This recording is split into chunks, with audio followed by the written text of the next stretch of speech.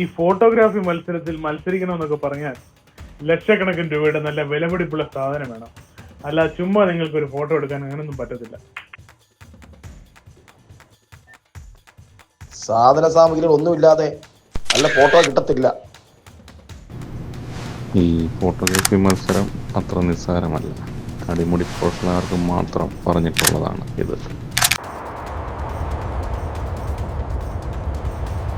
നല്ലൊരു ഫോട്ടോ എടുക്കണമെങ്കിൽ അല്പം സാഹസികത വേണം.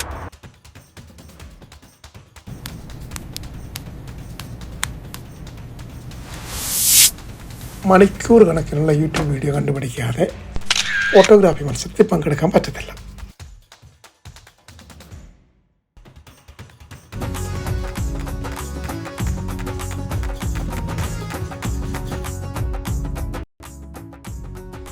ഇതൊന്നും വേണ്ട, പുതിയ ഫോൺ ഉണ്ടെങ്കിൽ മതി, അടിപൊളി ഫോട്ടോ എടുക്കാം.